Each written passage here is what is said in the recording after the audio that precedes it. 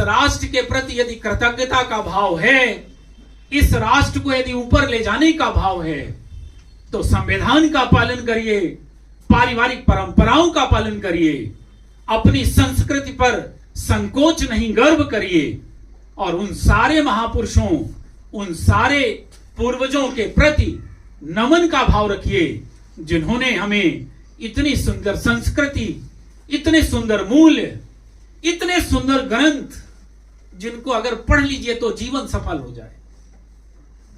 आपको मैं कहता हूं कि पूरे जीवन में जो कुछ करिएगा, जब समय मिले तो रामचरितमानस जरूर पढ़िएगा। वो जन्म में क्या होगा, मरने के बाद मुझे नहीं पता, पर अगर रामचरितमानस आपने पढ़ी है और उसके, ये भूल जाइए कि वो आपका धर्म नष्ट होगा।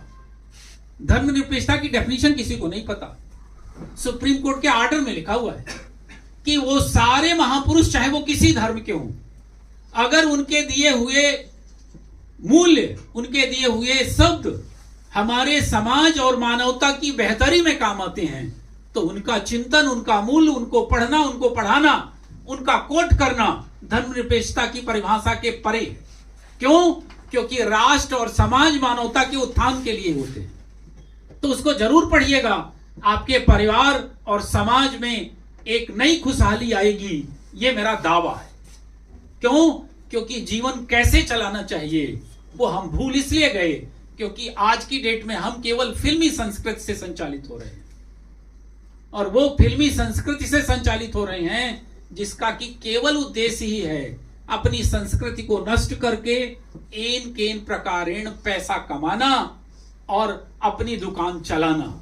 लेकिन दुर्भाग्य है कि हम पढ़ लिख के भी केवल उपभोक्ता बनकर रह गए हैं और उन्हीं के दिखाए मार्ग पर चल रहे हैं।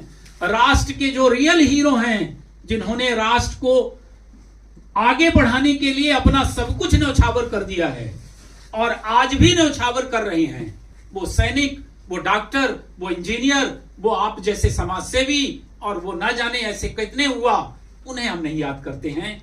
संविधान का यदि पालन करना है तो अपने कर्तव्यों का पालन करिए और अपने व्यक्तित्व विकास के लिए जो अपेक्षा परिवार, समाज, संविधान और राष्ट्र की है उस पर आगे बढ़िए।